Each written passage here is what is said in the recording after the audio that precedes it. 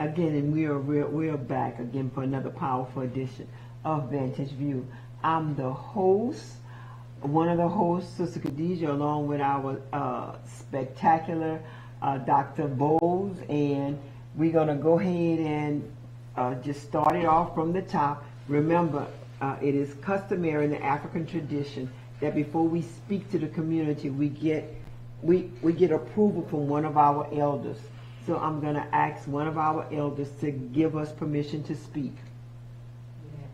Okay, thank you so much, my sister.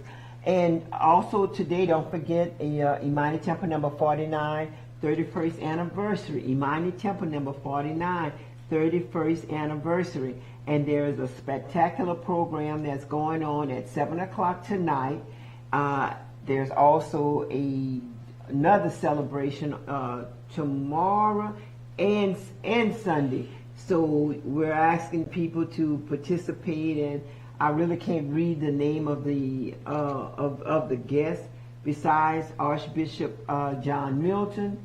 I just can't read his name, but I'm pretty sure you can. All right, so Dr. Bowles, so we left off with this gentleman. Well, let's recap. Go ahead and recap. Because in hearing his question, it was two parts. First hour, we talked a little bit about the laws by what Jeff Landry is doing, and he highlighted, this caller was highlighting marginalization. And for those who may not understand, when you are included, you're not marginalized. You know, if I were having a dinner and you came to my house and I started preparing a plate and put it down in front of you, you are included. But if you came into my house and I was eating and I ignored you and continued eating and would pass my, you're laughing because I know people have done that, and I pass food to the person at the table and talk to them and totally leave you standing there watching me eat, that's called marginalization. So he was describing that by having the mandatory 80% sentence before he can get good time is further marginalizing particularly the Black Americans who are incarcerated. Because first of all, the reasons of being incarcerated in Louisiana are specious, meaning it's whatever the whim. We talked about, and we didn't go into great detail, you mentioned to me earlier, and you and I talked about in New Iberia, an 11-year-old girl was arrested for first-degree murder and is still in detention or in holding over 100 days. She's been held. And another young man, age 14, killed a young person over some trivia, and they just said accidental homicide or accident, and he served no time that we know of, and he's getting on with his life. And at the University of Lafayette, I think you were telling me about a student. Yes. You want to tell him about it? Yeah, a student in Lafayette, evidently some guys had then broke into his truck, and they were running from the scene of the crime. And when he seen that, he took out his weapon and he shot all three of them. He killed one of the young men. He killed him. He paralyzed the other young man, and the other young man wind up recuperating somewhat from his from his injuries, but he wasn't in any jeopardy because they were running away. And how do you almost took three people's lives away because they stole a wheel off of your vehicle? How do you worse do than that, or equally specious, is a white male did the shooting. Yes. The three young men that suffered were white. But the young man, because he was a student at a university, received what penalty? What was his punishment? They sent him to the facility in St. Martinville for about less than 2 years, about 2 years, and then from that, and the judge was the one that complained about the judge was the one that complained about, it was a black judge. He was the one that that if you went into his courthouse, his courtroom, if you had gold teeth, he would like tell you, you go pull out Go those take gold your teeth. grill off. Right, go take your grill. Right, and stuff like that. And trust me, he wore a toupee, but nobody was Telling him go take your hair right. off. Nobody didn't tell him to do that. God dog it, I got him at the tip of my tongue. But I'm just saying, when we have black people in authority, sometimes you. they can be worse. That's right. Than the worst white prejudicial person. Because coming from, well, look at Clarence Thomas. In looking at his story, how his childhood was really rough. He was poor. He grew up, said he was bullied at school. He was made fun of and called too black. So now he is like a nemesis to black people in a position where it can really hurt black people. That's right. So, prejudice is not reserved for white alone. Oh, no, indeed not. No, indeed not. And then not only that, but he was the type of law that he helped implement. He was also when they give those young students like college voucher and stuff like that, he benefited from. I can't think of the. He benefited from it. Isn't that the way? Yeah, they're the ones who got advantage for being black and being the token, and then they flip around and prevent anyone else from having a chance to advancement when they have an opportunity to get scholarship or recognition. I mean, it's sad, but so true. And many of us know very well that black on black prejudice is live and well. And it's more intense because they have an insight. It's like a family member knows how to hurt you because they know your weak spots. And look, and I wanted to, check this book out. This is Burden of Truth. And that's by Robbie Carrier Bethel and Kim Malcolm. In the book, she outlined over and over with documents from the courthouse. She outlined from the documents from the courthouse of what they stole, who stole it. She gave you all of this. Oh my goodness! Wow. The Romeras, and I could remember that, and it took her almost 20 years to try Who's our author? What's our author's name again? This is Robbie Carrier Bethel. Right. Okay. And Kim Malcolm.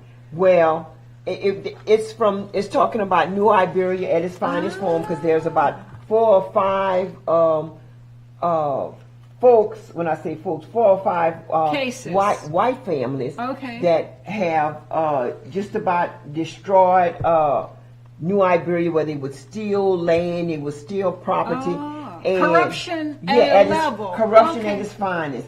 And I remember Glenn Romero, this other guy. His name was Joseph. Joseph was a field hand that worked for Glenn Romero.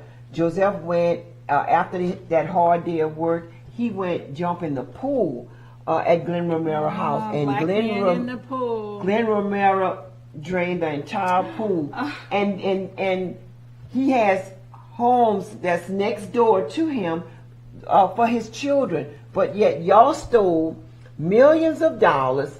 It could be in the billions right now, Robert. They stole all this money from y'all and everything, and still can live their life. Then when they finally go to court, and Judge Sigi, who is apparently what's on his birth certificate got to be a black fool, but he took and he stated that their time had expired. The time had expired, but all statute of limitations. Right, but all of the millions of dollars that they stole. No, let me tell you, Sister Khadijah. See, this now you're hitting my piano note. And you're someone who can sing, and you hit a note, and all of a sudden I'm awake.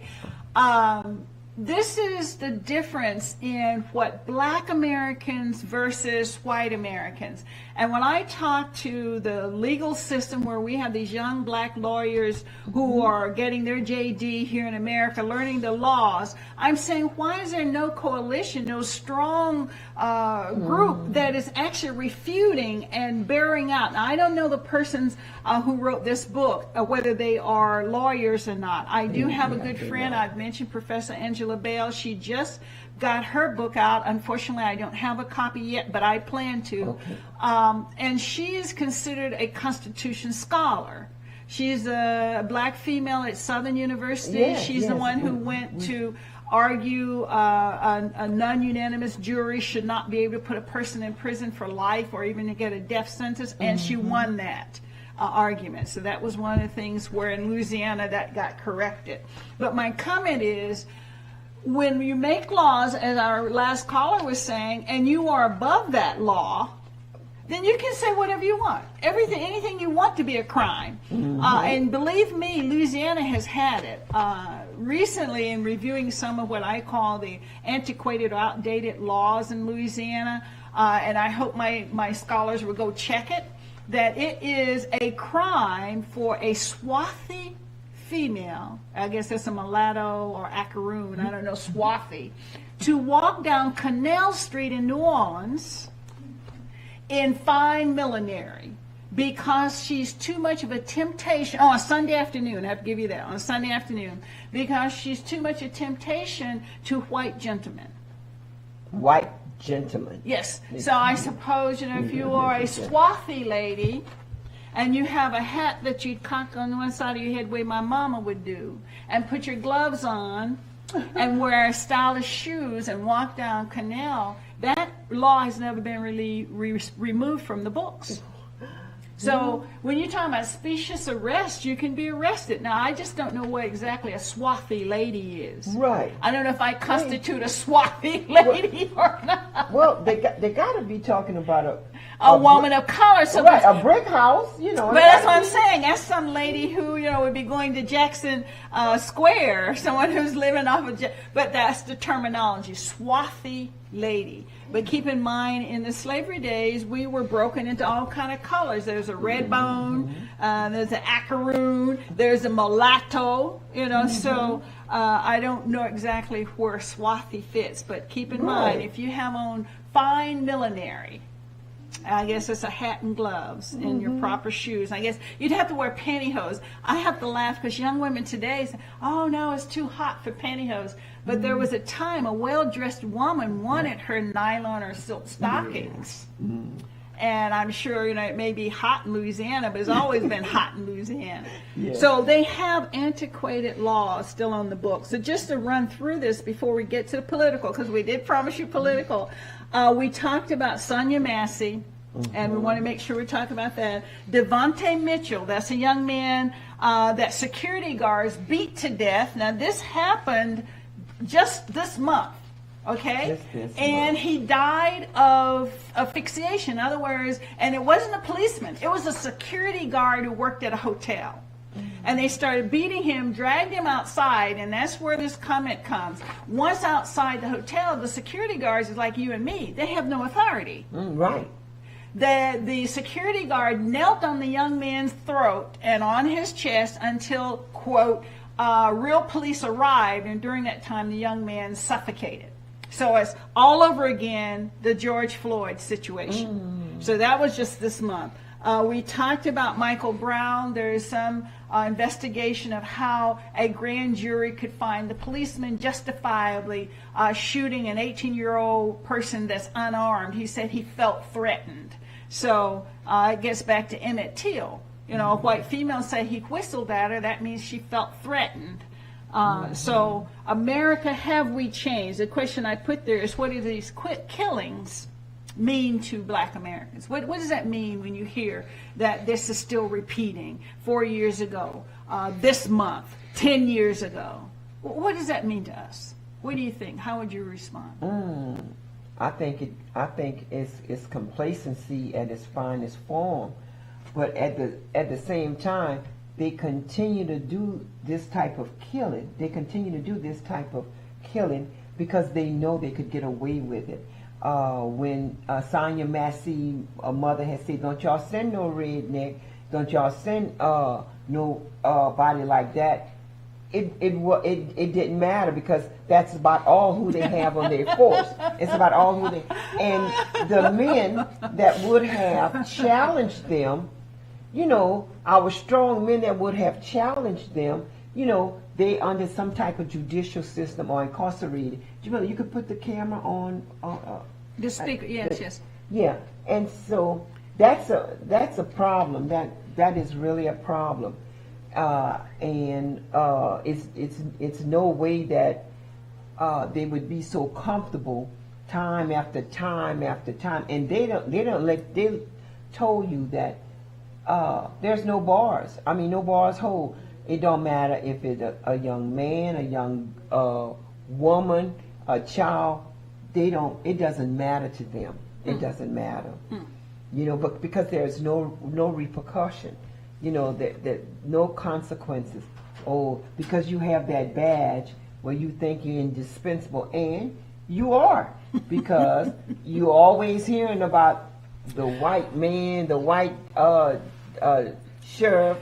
A lot of people don't know that having the badge gives you qualified immunity. Now we have a caller who wants to get in on some stuff. Okay. Caller, you have a question or comment? You're on. So someone call back. A great subject matter you to move back into. Just think about it, and you just mentioned about there's no filter the way law enforcement polices neighborhoods, but certainly people of color are being policed in such a horrendous way. Now, if you look at the case in Lafayette where the young lady was on television the other day, the young baby named Casey, who was basically, from the description of the mother, her head was blown, top of her head was blown off in a police action in the house, and how no transparency, just disregard for the family feeling after a year where she had attorneys dropped out of the case. And she don't have any answer. How did her child die in that home? How police can do things with impunity. Now, look at what Jeff Landry did.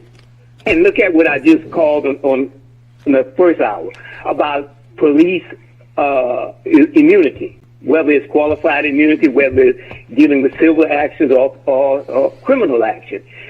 Jeff Landry and the Republicans, they study this stuff in order to get law enforcement more in their favor. They highlight law enforcement. They say they're going to protect law enforcement. So therefore, they become the tool of white supremacy, Sister Khadijah.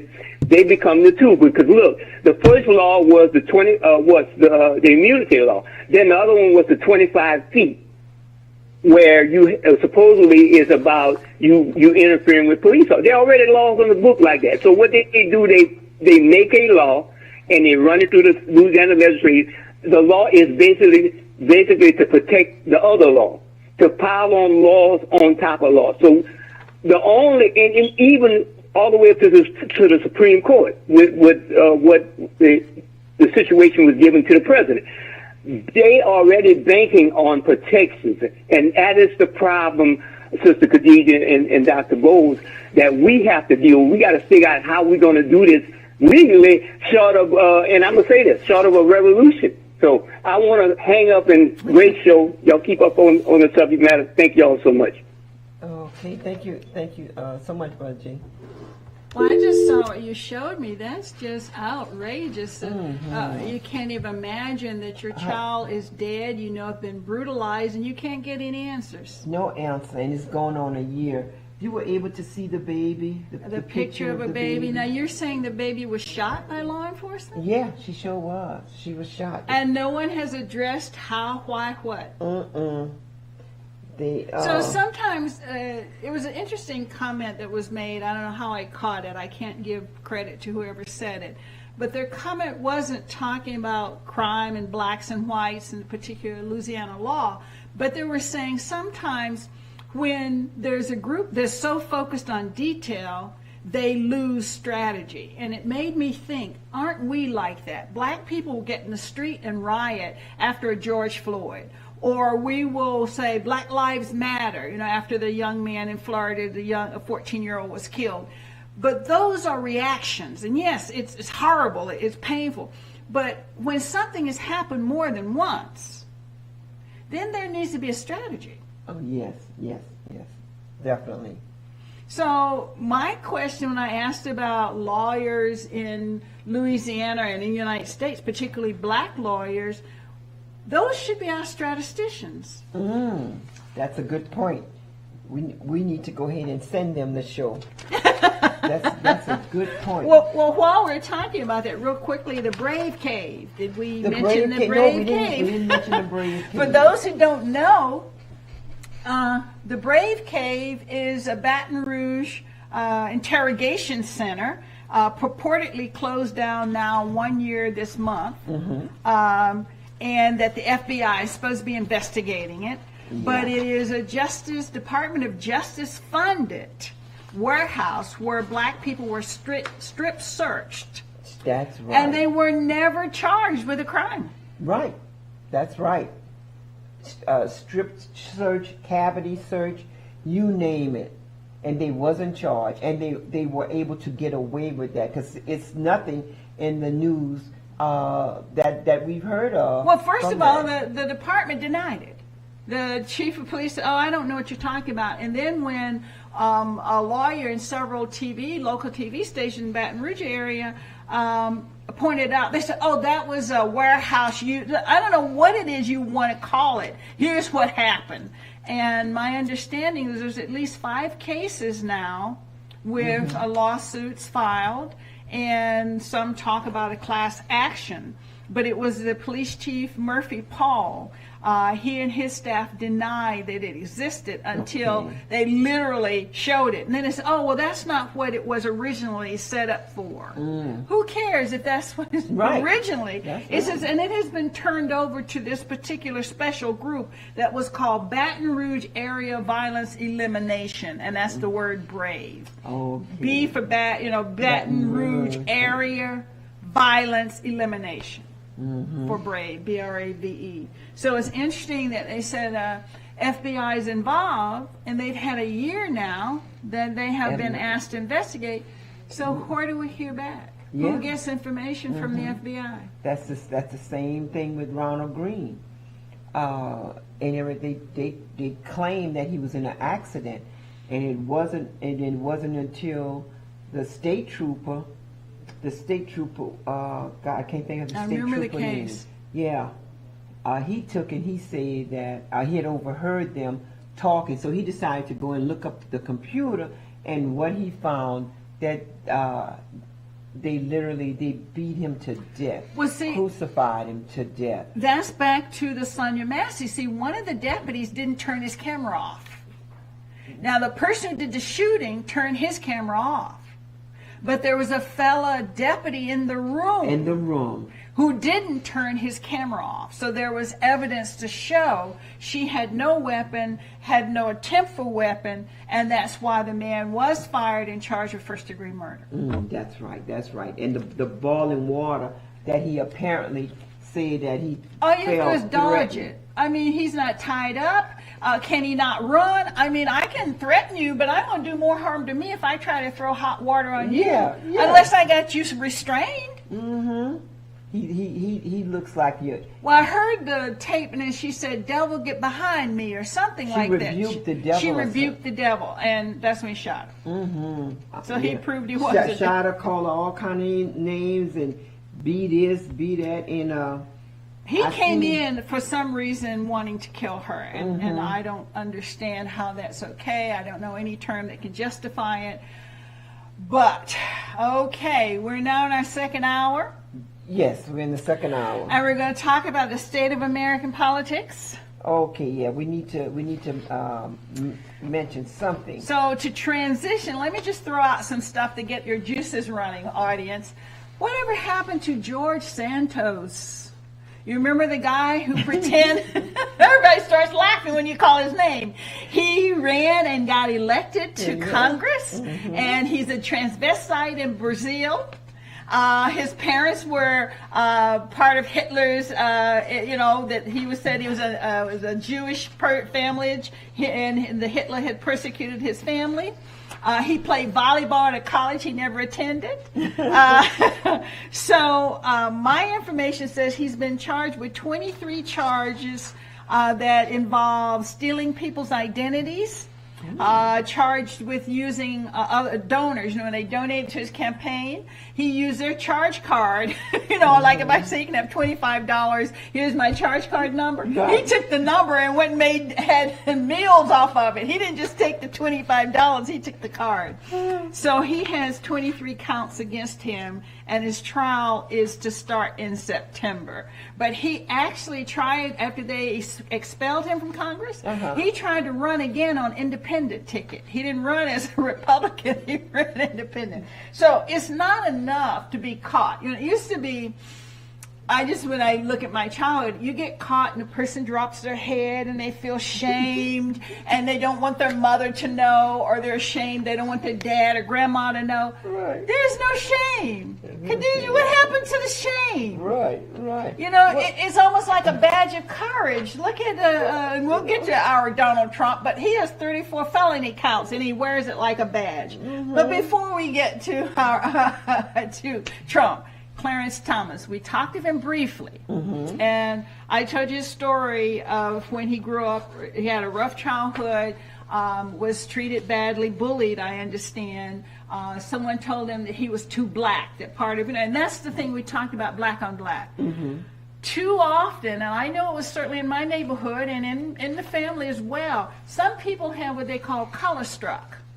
Have you heard the term? Yeah. So help me out. Tell the people what you think, what you know color struck to mean.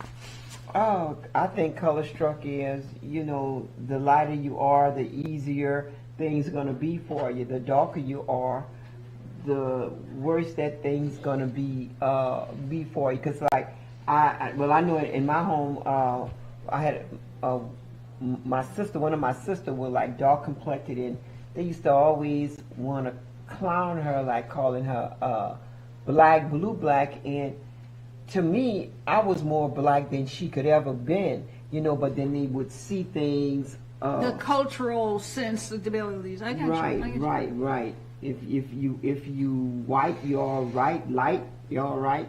Black, step back. They had some kind of little saying like that. Okay. Well, that's what they're saying, that he was.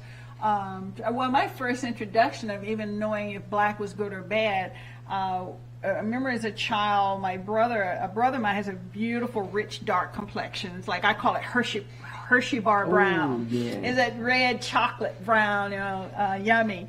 And he and I were playing with some children who were Native Americans.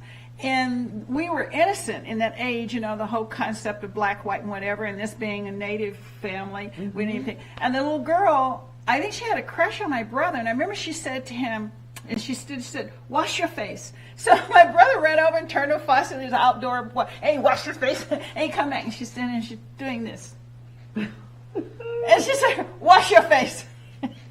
And it's only now, years later, that I can comprehend what might have been going on. Right. That she obviously thought he needed to wash the dirtiness, but he would run over, innocent, and wash his face and come back, and we'd all be playing again, and she'd be waiting. But she said, "Wash your face."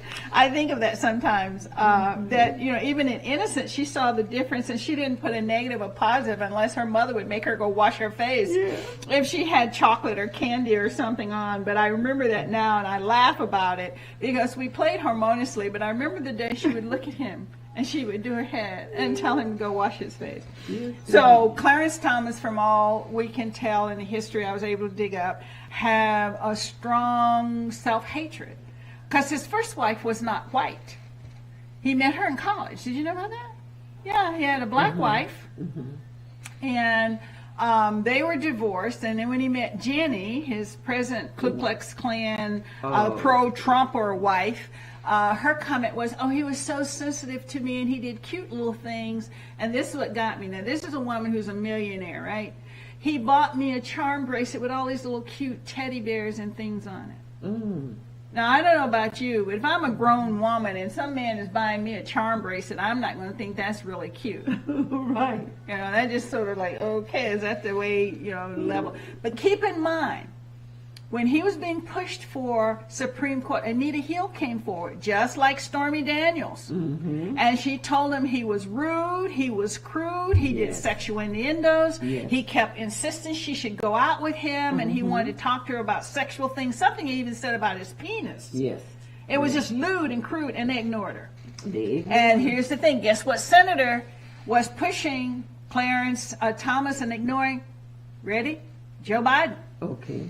It was Joe Biden. When I saw it, I was like, whoop, whoop, there you go, Joe, whoop, whoop. He trying to come out now looking clean, as white as snow. And the bottom line is, yeah, you've been in the middle of it for a long time.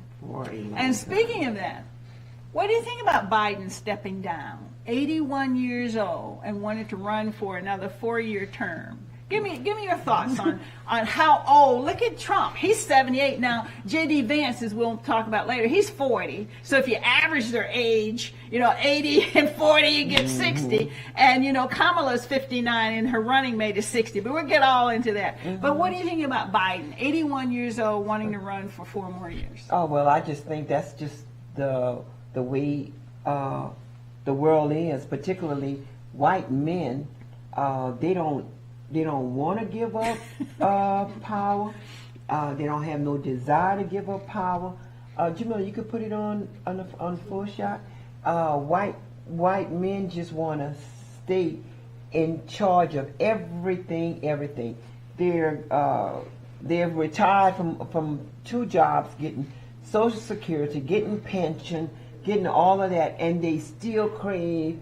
I mean, you got people that I know of that's trying to retire at 65. Yes, you want to get somewhere you still enjoy life. You want to get away from that job. Well, Biden's already a millionaire. I mean, that's the thing. It's not the money. It's definitely the power. It's the power.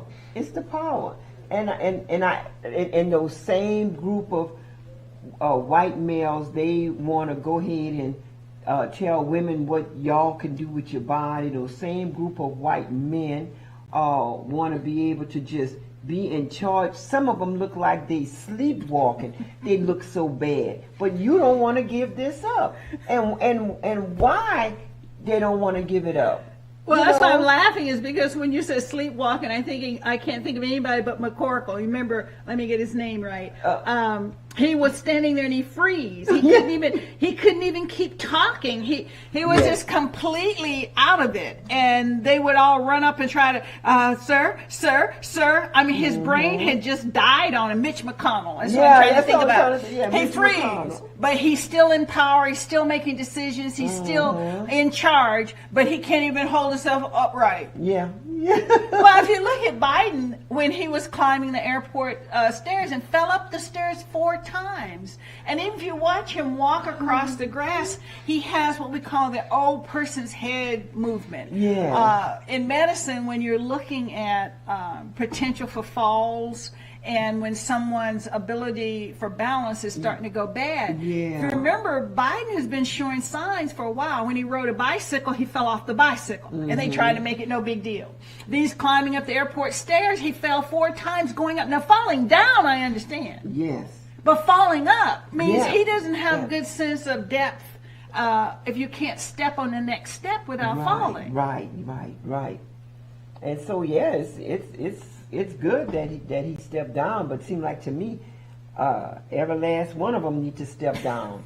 That's how I would see that. Y'all done been running this country for a little bit too long, and still nothing has happened. Well, it's not yet on kill. In other words, so much is going on that frightens me. If you just talk about the war, Netanyahu, who is also almost 80 years old, is killing Palestinians and just desiccating and starving people and being justified. And you can't say anything. If you do, it must be because you hate Jews. No, I hate what you are doing. Yes. I hate to see children starving. I hate to hear about hospitals being bombed, so that's frightening, that the Muslim world is slowly holding the grip. And I'm saying, okay, it's going to be World War III if the retaliation for the deaths people start, and we're busy negotiating, but meanwhile sending more bombs, sending more planes. Right. That's right. And then I don't even get the Russia-Ukraine thing. I've never caught on. If a state wants to secede from this nation, isn't that what you do? America, yeah, it's what happens. But here it is, Russia says, no, you can't leave. And meanwhile, Ukraine is getting money, over 60 billion, probably close to twice that now, plus planes, and meanwhile, we're going to be friends with Putin. It's like, wait. So I'm going to be beating up your kid in your house, but I'm still your friend. Yeah. You and I can go for coffee and lunch, yeah. and then I'm going to come and beat your kid on your doorstep. You see, I don't figure that out. Yeah. I don't know the dynamics. But back to politics, because this is all being inherited with the upcoming new president. Because Biden, as we said, stepped down, so he's not going to stay under any circumstance. Right. And it's going to be the Kamala or your favorite Donald Trump. So let's talk about each candidate. I did a little homework. This was fun. Things you may or may not know. Right, okay. Kamala Harris is the age of 59. I don't know when it's her birthday. She graduated from Howard University. That's HBCU in D.C. area, for those who don't know. HBCU, Historical Black College University, meaning black people administratively are in charge. She then got her law degree from University of California. Now, I skipped over and said, wait, you started her going to college. How about when she was born? She's born to a woman from India, so that's the Asian part, and her father was from Jamaica. So that's the black part. Father and mom were not a unit, so she grew up in the household with her mother and all the culture that goes with her mother, and that's why you hear Trump talking about, is she Asian, is she black? She has a younger sister. Did not know she had a younger sister, but she does. And she met her now husband, who is Jewish, on a blind date. She was 49 at the time, and he was 49 at the time. He was coming out of a marriage. He had been married to a Jewish woman for 16 years. They had 2 children. Now, rumor is, why did she divorce him? I couldn't find to prove it, but it says that Douglas Craig Imhoff impregnated his nanny. Well, that's the lady taking care of his children. Okay. Well, and that's why his wife divorced him. Oh, that's the same thing. Arnold Schwarzenegger? Yeah, and Maria.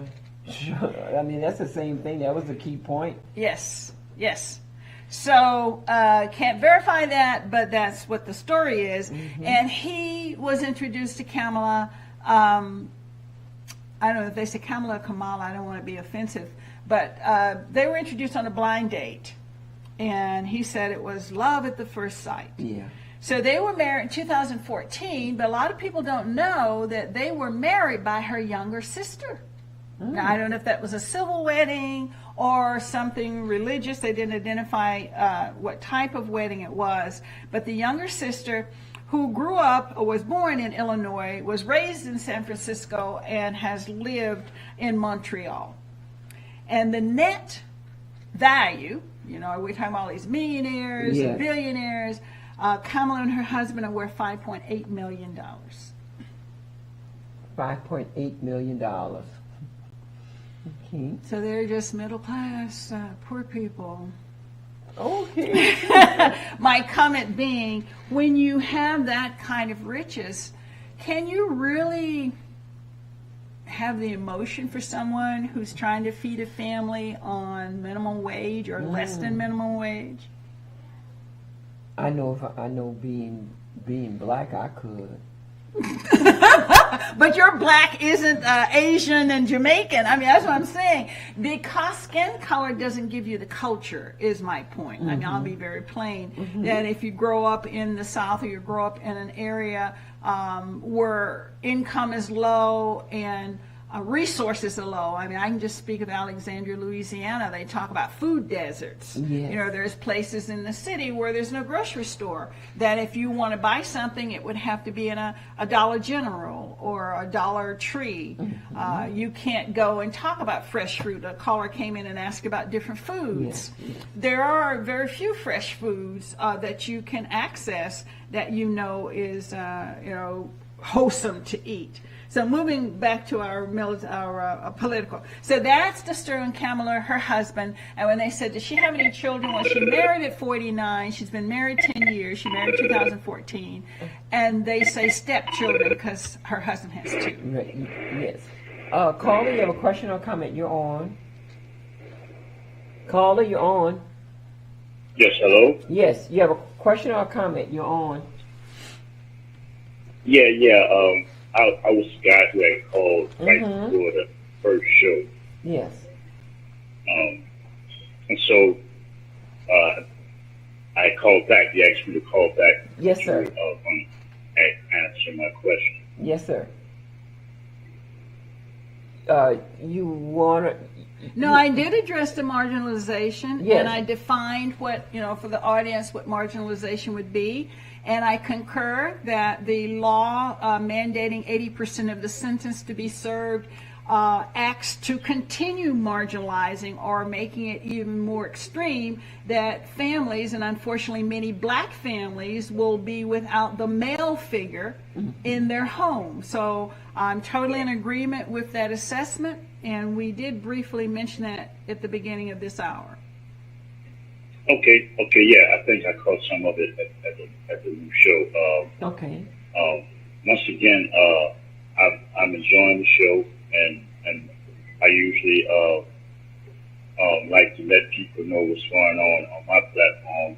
But my question now, since it seems we move exclusively to the political side, and it's really not my arena, but how could you not be involved when we have an agenda like that that's looming, and that agenda is for the first 100 days of the new presidency, the plans that they are going to implement. And based on my research, which is limited but pretty effective, that the Republican Party has done this before. They are very efficient in these agendas, and they usually execute about 67% of what's ever written. So people have access to the agenda so they can know what's coming. But like I said, I'm reiterating, what I like to do is, if I do shocking off, which is listening to you two women explain what's going on in Louisiana is frightening. The prospect of what's in front of us.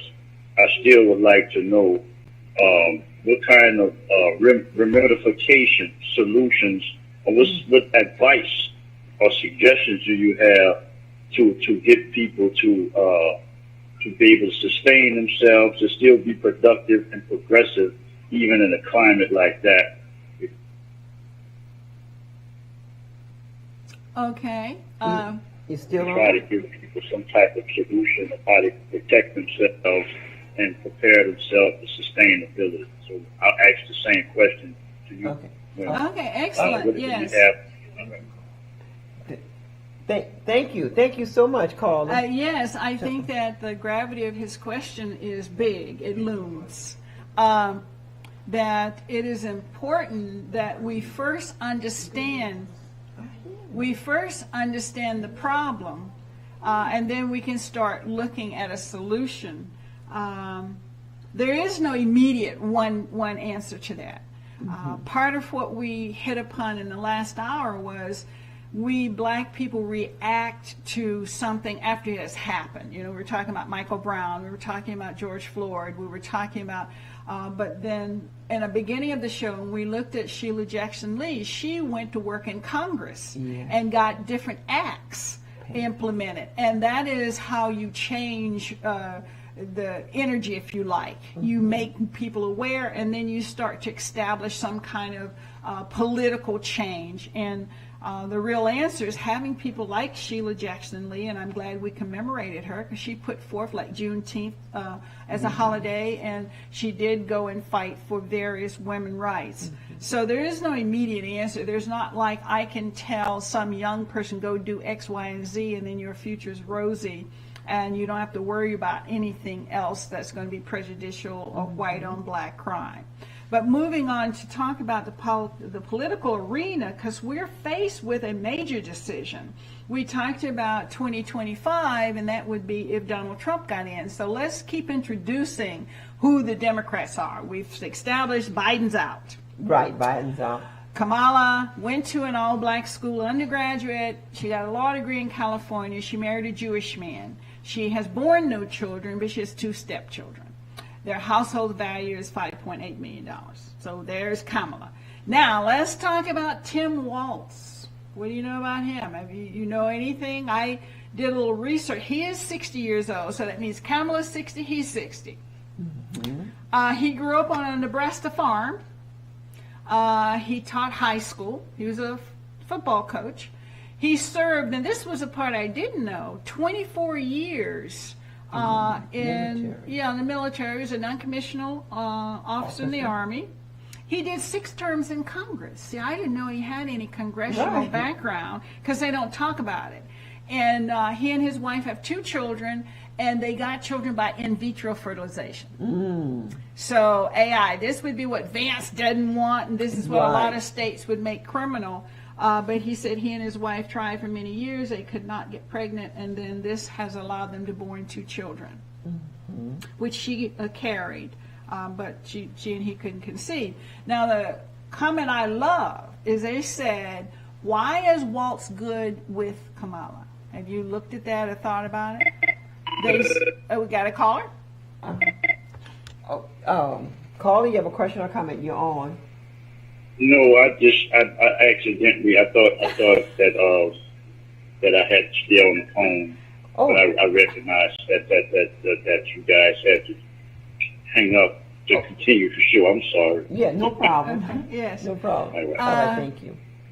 So the comment I was making is, here we are looking at a presidential election. Well, Waltz, the reason he matched up with Kamala is he appeals to that everyday white man. I'm a regular Joe. He says he goes hunting, but he's not in favor of the automatic weapons. Right. So the National Rifle Association, he's okay with it, but he thinks the AK whatevers are outrageous. So he's a moderate in that. What really made me smile was someone was trying to make a dig at his family. And you know what he turned and said? Mind your own damn business. I said, I've been waiting for some common sense. When you see Trump acting stupid and doing that little funny whatever movement he does and wagging his big behind, no, everyone acts like that's normal. No one would just say, grow up. Stop being stupid. No one seems to know how to talk. It's like he's this little spoiled kid or this big bully, and we're all afraid to call him out. But hearing Waltz say, mind your own damn business, I thought, yes, a breath of fresh air. Yes. Someone who's not going to pretend that it's okay when it's not. Right. Right. So I really think he's refreshing. I don't know his politics. Like I said, I didn't know he was in Congress. I haven't heard much about him. I know he's been a governor, but it's nice to have someone who has the just general reaction, mind your own damn business. And then with his running mate, James David Vance. He's married. He's been married to a lady. Well, her mother is from India, and she's a Hindu. Her religion is that's what I'm going to say. Trump wants to say to Kamala, "Are you black? Are you Asian?" Then I want to say to Vance, "Are your children Asian or Christian?" He wants to celebrate this whole thing about Christian, but his wife is Hindu. Did she convert? She's born and raised as a Hindu. That's not Christian. Now you have 3 children with her. So what are your children? So he can't throw a stone at Kamala when his household is essentially what Kamala's household was. Mm-hmm. So it's just strange how, and that was one of the earlier callers saying, what's good for the goose is not good for the gander. You know, I can make fun of you because it's Jamaican and Asian. Well, what about you? You're white American and Asian. Right. What are your children? And you're trying to tout, you got a perfect family and I love you, my children. Okay, but how is that different? Because Kamala has a sister and her mother was Asian and dad wasn't. Your household reflects her household. Mm-hmm. So just strange when you say what's good for one is not good for the other. Yes, yes. So let's run down and talk about Mr. Vance since we introduced him. Okay. And we'll leave Donald for last. Oh, okay. First of all, Mr. Vance had 3 names. Now, when women in America, we change our last name when we get married. And you're saying, well, why would he have 3 names? Well, let me tell you. He was born James Donald Bowman. He was a junior. He's named after his biological father. Mm-hmm. Well, his biological father wasn't very good to the mom, and they separated. So mom finds a new love, and she marries him, and this new man adopts. Okay. And he adopts him, and now his name becomes James David Hamill. Hamill. So he was Hamill all of his young life, middle school, high school, then he went to the Marines, then he went off to college. All this time he's a Hamill. Mm-hmm. So if you want to investigate his military service, he's a Hamill. But when he went to law school, he decided to change his name to Vance, and that's his mother's maiden name. And so I'm saying if you try to investigate him as a child, he's Bowman. So elementary school's Bowman. If you investigate him high school, college, military's Hamill. And then when he went to law school, he became Vance. Mm-hmm. So he married his wife and took the name of his maternal grandparents or his mother's maiden name. Okay. And that's how he's now Vance. So here's a person with all these scruples, and you can't track him by his name. That's right. That's right. Well, this is a powerful program as usual. I don't know if we had we got about 4 minutes. So if you wanted to get into the president or whatever you want to in 4 minutes to summarize Trump. Okay, well, I'll just do a real quick. The orange turd. Yeah, orange turd. I had to just use it because that was Stormy Daniels' little nickname, and that he does the spray-on tan. That's why he's orange, for people who are wondering why does he look like that. That's the spray-on tan. But we want to talk a little bit about his present wife. They've been married. She was a mail-order bride. The one that he's married to now. Milena. They married in 2005. And I think I mentioned her stylist. They said, she always wears the best clothes. Her stylist is paid $18,000 a month. What? To pick out her clothes, to make sure she doesn't gain more than half a pound, make sure her hair and her nails. They pay a stylist $18,000 a month. Lord, I'm in the wrong profession. That's what I'm saying. So, if I get up and I think I have a crease, he has come and rubbed that crease out of my face. Anyway, Donald Trump was born in 1946, so he is 78 years old. And he was born where? Jamaica Hospital Medical Center in New York. I said, wait a minute, isn't Jamaica Poor People Hospital? Yeah. You were born in Jamaica Hospital in New York? I know people born in Jamaica Hospital in New York. Anyway, that's where he was born. Mm-hmm. He got a bachelor's degree in economics from University of Pennsylvania. It's like, wait a minute, everything's New York, but suddenly he's in Pennsylvania. I ain't getting that. A bachelor.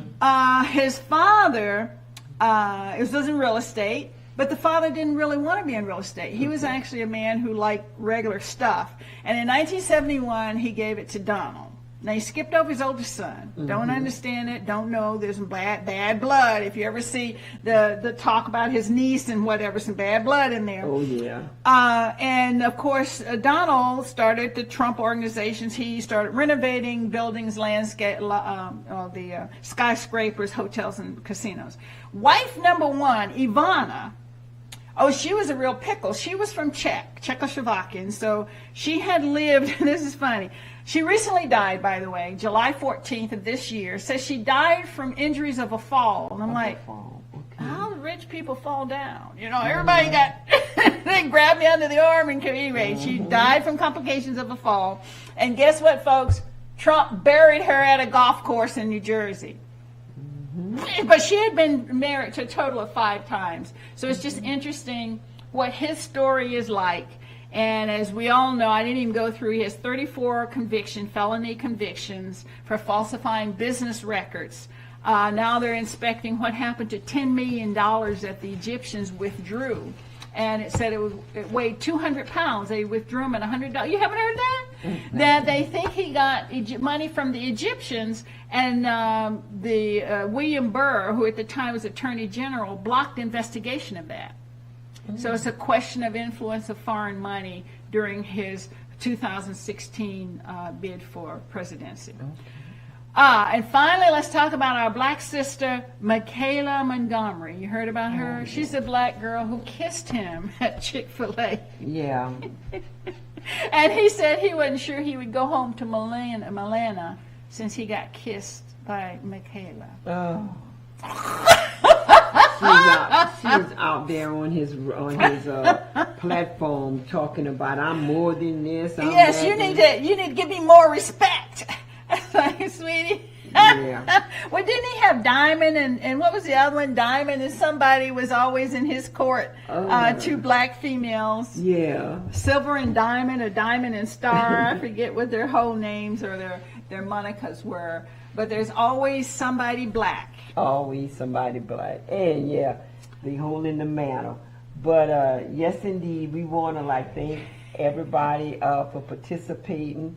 We are glad to see God is new. Sister Jamila said met Brother Shahid. I usually would say Brother Jacob, but I'm not sure exactly what has happened with Jacob.